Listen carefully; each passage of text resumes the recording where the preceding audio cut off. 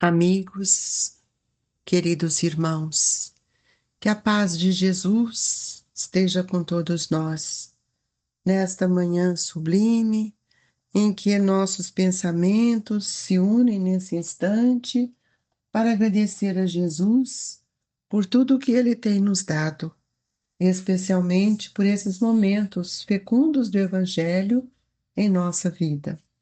Nós vamos ler hoje benefícios pagos com a ingratidão. Que pensar das pessoas que, tendo seus benefícios sido pagos com ingratidão, não fazem mais o bem com medo de reencontrar ingratos? Essas pessoas têm mais de egoísmo do que de caridade.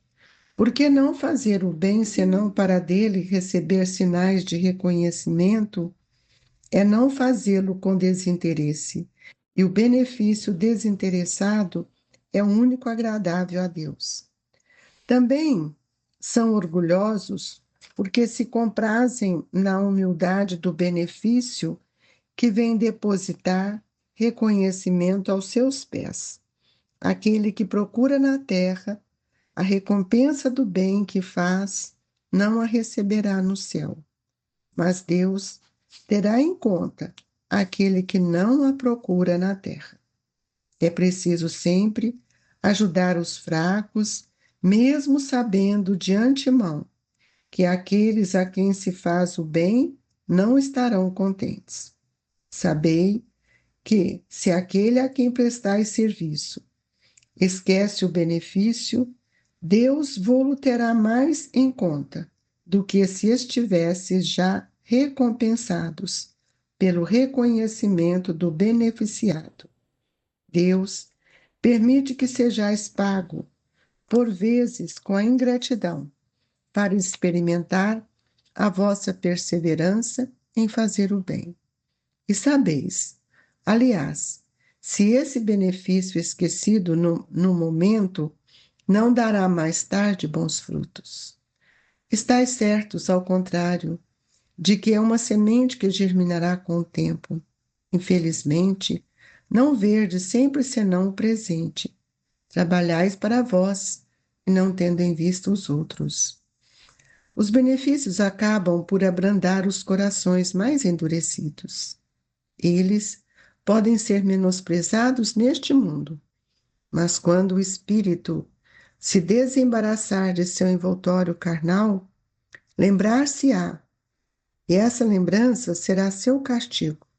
Então, lamentará a sua ingratidão e quererá reparar sua falta, pagar sua dívida noutra existência, frequentemente aceitando mesmo uma vida de devotamento para com seu benfeitor. É assim que, sem disso suspeitardes, tereis contribuído para o seu adiantamento moral e reconhecereis mais tarde toda a verdade dessa máxima. Um benefício jamais se perde. Mas terei também trabalhado para vós, porque tereis o mérito de haver feito o bem com desinteresse e sem vos deixar desencorajar pelas decepções. Ah, meus amigos, se reconhecessem todos os laços que na vida presente vos ligam às vossas existências anteriores, se pudessem abarcar a multidão das relações que aproximam os seres uns dos outros, para o progresso mútuo, admiraríeis bem mais ainda a sabedoria e a bondade do Criador, que vos permite reviver para chegar até Ele. Guia Protetor Sens, 1868. Nós vamos ler também essa beneficência exclusiva. A beneficência bem entendida quando exclusivamente praticada entre as pessoas da mesma opinião, da mesma crença ou do mesmo partido? Não. É sobretudo o espírito de seita e de partido que é preciso abolir, porque todos os homens são irmãos. O verdadeiro cristão não vê senão irmãos nos semelhantes, e antes de socorrer aquele que está na necessidade, não consulta nem sua crença, nem sua opinião, no que quer que seja.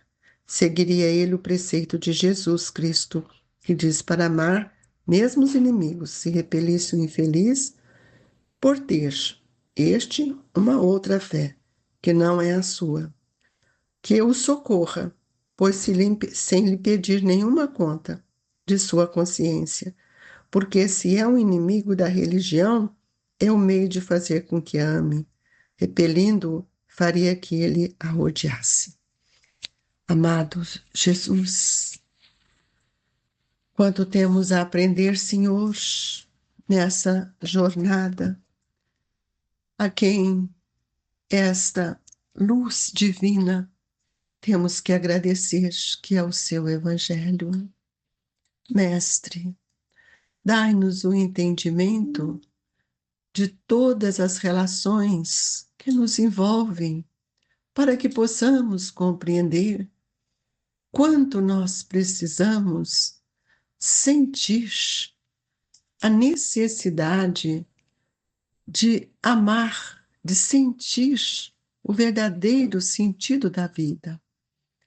Fortaleça-nos, Mestre, e ampare naqueles que ora passam pelas dores, dores de todas as formas. Que o Senhor visite os nossos lares, visite os corações que ora estão sofridos, para que nós possamos compreender que a vida se faz no desenvolvimento dos nossos atos, dos nossos pensamentos. Que a paz augusta do seu Evangelho norteie sempre as nossas escolhas e as nossas decisões. Que assim seja, Jesus. Esse título, Benefício Pagos com Ingratidão, eu fico pensando, né, em relação à pergunta que os Espíritos aqui nos fazem, nos trazem, e justamente por um guia protetor, ou seja, um Espírito que olha por nós. Que pensar das pessoas que, tendo seus benefícios sido pagos com a ingratidão, não fazem mais o bem, com medo de reencontrar ingratos? Antes que a gente discuta que os Espíritos nos dizem nessa lição, gostaria de dizer-lhes que muitas pessoas dizem assim: eu não vou adotar uma criança, eu tenho medo, porque a gente tem visto tantas coisas e tanta ingratidão, tantas dores. Mas antes de nós falarmos desses benefícios que às vezes a gente recebe com ingratidão que nós estamos fazendo, eu queria dizer-lhes, amigos, que nós precisamos lembrar que tudo aquilo que nós fazemos, nós precisamos fazer sem olhar a quem. E se os filhos adotivos ou aqueles a quem nós procuramos auxiliar, amanhã eles nos trazem dores, dificuldades, ou nós chamamos que eles são ingratos, isso aí tem um requisito muito forte do egoísmo, do orgulho, mas eu gostaria muito de dizer-lhes que não é o filho adotivo, não é o órfão que agasalhamos, porque os próprios filhos nascidos do nosso ventre também nos trazem dores. Quantas mães choram pelos seus filhos? A caridade, ela não tem fronteira. E aí é que está a grandiosidade de eu pensar que não tem benefícios que vai ser pago com a ingratidão. Todo benefício, ele é pago, ele tem uma resposta com amor, que não seja nessa reencarnação, mas seja em outra. Quando nós restringimos a nossa existência só nesta existência, nós esquecemos de ontem e de hoje. E ontem nós já tivemos com esses espíritos, por isso que eles voltam a estar conosco. E nós não sabemos o que fizemos com eles. O Evangelho nos mostra qual de nós erramos mais. E por que voltamos com esses espíritos? Para aprender a amá-los. E é por isso que muitas vezes nós não conseguimos amá-los e não conseguimos dar-lhe o que eles necessitam. Porque hoje a gente tem visto que os pais têm tido a grande preocupação em dar que é material, mas não tem tempo, não tem a palavra amiga, não tem o conforto do regaço do coração. Mães que trabalham, que colocam os filhos na creche, que buscam à tarde, que chegam em casa cansadas, logo, logo já põe para dormir, no outro dia volta, é uma rotina. Pais que não estão presentes. Presente fisicamente não é presença. Então, que semeadura eu estou fazendo e o que eu quero receber? Eles vão me devolver o que nós estamos vendo. Quantas crianças ficam andando, vagueiam, com medo, e nós não temos olhos para agasalhar. Então, quando o Evangelho nos diz essas pessoas têm mais de egoísmo do que de caridade, é verdade, eu não quero que ninguém me incomode. E essa é uma das questões que eu não quero mais ter filho. Essa é uma das questões que eu prefiro preencher minha vida com todos aqueles animais, seja o que for, mas eu não quero preencher minha vida dando de mim, agasalhando, orientando, amando aqueles que me transformam. Porque, na verdade, hoje nós estamos vendo quantas mães que dizem assim: eu nunca pensei que eu fosse ter um filho assim assado. E depois elas falam para nós em outra situação, quando compreendem e que esses filhos lhe dão tanto amor, ela fala assim: eu recebi os filhos que eu merecia, que eu necessitava. Porque os filhos nos modificam. Os filhos nos faz enxergar a vida com outros olhos, quando na verdade nós amamos. E ele então diz assim: também são orgulhosos porque se comprazem na humildade do beneficiado que vem depositar reconhecimento aos seus pés. Será que é isso que a gente quer? Que todo dia eles vêm e nos devolvam, vem e faça isso. E quantas vezes escutamos lá na velhice: ah, eles me colocaram no asilo, eles fizeram isso, fizeram aquilo. Então, tudo que nós fizemos foi para receber em troca? Quando nós estamos numa idade adulta, que as nossas decisões são realizadas, a responsabilidade já é nossa. Tudo aquilo que faço para o outro, eu receberei de volta. Nós sabemos disso. Amar sem olhar a quem. Então, nós precisamos abraçar, especialmente as oportunidades que seja uma criança que muitas vezes é enjeitada, uma criança que muitas vezes vagueia aí sem direção, amedrontados, estão aí entregues às casas do governo, e nós perguntamos: será que nós não poderíamos agasalhá-lo em nossos corações? Dar-lhe um pouco daquilo que nós recebemos? E aí o Evangelho nos disse: aquele que procura na terra a recompensa do bem que faz, não receberá no céu, mas Deus terá em conta aquele que não a procura na terra. Amigos, somos espíritos em evolução. Lembremos das oportunidades que Deus nos dá. Falamos nesse capítulo de situações que nos levou a refletir da piedade, dos órfãos, da mulher rica. Estamos hoje falando com benefícios pagos com a ingratidão. Aquele que é ingrato, o problema é dele. Ele vai responder por ele. E aí o Evangelho nos diz: é preciso sempre ajudar os fracos, mesmo sabendo que antemão que aqueles a quem se faz o bem não estarão contentes. Sabei que se aquele a quem prestar serviço esquece o benefício, Deus vô-lo terá mais em conta do que se estivessem já recompensados pelo reconhecimento do beneficiado. Deus permite que sejais pagos por vezes com a ingratidão, para experimentar a vossa perseverança em fazer o bem. Veja bem, nós todos fizemos um planejamento reencarnatório. E no planejamento reencarnatório estão as leis de atração. E nós, pelos vetores atrativos que estão no nosso perispírito, nos atrai para determinados espíritos que nós já tivemos junto com eles, porque os seus sentimentos, as suas referências estão também ligados ao nosso perispírito. E para evoluir, eu preciso sanar as minhas dificuldades pretéritas. Então ninguém evolui carregando sombras dentro de si.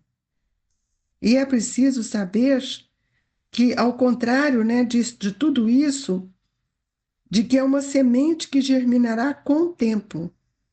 Infelizmente, não vede sempre senão o presente. Trabalhai para vós e não tendo em vista os outros. Tudo que você fizer é uma semeadura. E aguarde a semeadura. Se não for nessa reencarnação, será em outra. E isso, para nós, é um benefício que jamais nós perdemos. Todo bem que for feito, ele multiplica. E é por isso que esse guia protetor, ele nos diz: ah, meus amigos, se conhecesses todos os laços que na vida presente vos ligam às vossas existências anteriores, se pudesseis abarcar a multidão das relações que aproximam os seres uns dos outros para o progresso mútuo, admiraríeis bem mais ainda a sabedoria e a bondade do Criador que vos permite reviver para chegar até Ele. Então, se nós estamos magoados, falamos que são ingratos, às vezes é o fruto que nós estamos recebendo, porque nós não compreendemos. E essa beneficência exclusiva, né, que é bem entendida, será que nós temos que amar só aqueles que nos amam? E Jesus nos disse, né, que não, sobretudo o espírito de seita e de partido que é preciso abolir. Mas eu não preciso de amar só os que me amam. Eu preciso acabar com isso, porque o verdadeiro cristão não vê senão irmãos nos semelhantes antes de socorrer aquele que está na necessidade. Não consulta nem sua crença, nem sua opinião no que quer que seja.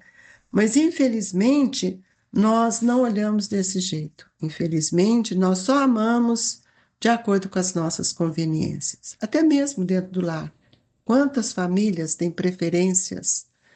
Às vezes não é uma preferência, às vezes também são os espíritos que são mais egoístas, são doentes, são imaturos, doentes moral, doentes do espírito, precisam mais de nós. E às vezes gera o ciúme. Então nós ficamos nessa linha que nós precisamos ter a linha do equilíbrio, mas amemos, para que a gente não sinta que eles são relegados e que nem nós fomos relegados, porque todos nós estamos cumprindo aquilo que a lei da justiça divina veio nos ensinar. Que Deus nos abençoe, irmãos, e que nesse momento possamos orar por aqueles que nós temos dificuldades para relacionar com eles. Mentalizemos estes irmãos e peçamos a Jesus que eles sejam envolvidos nas santas vibrações do seu amor.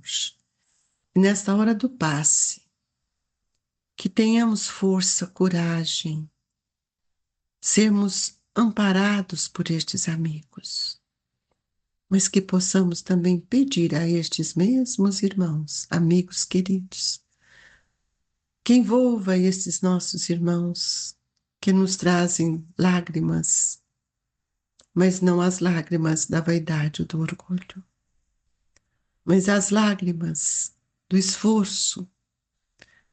Ajude-nos, Jesus, para que possamos ajudá-los. Fluidifique a nossa água. Ampare estes irmãos, Senhor. E nesta manhã tão sublime, de tanta luz, possamos mentalizar todos aqueles que caminham conosco e que nós saibamos amá-los e perdoá-los conforme Jesus nos ensinou. Amigos queridos, que essa vibração do Evangelho te fortaleça, me fortaleça, nos fortaleça. Que Deus esteja conosco. O abraço, amigo, as vibrações do Grupo Espírita Esperança e Caridade, Colégio Allan Kardec. Que Jesus e Eurípides te sustente e te ampare. Que assim seja.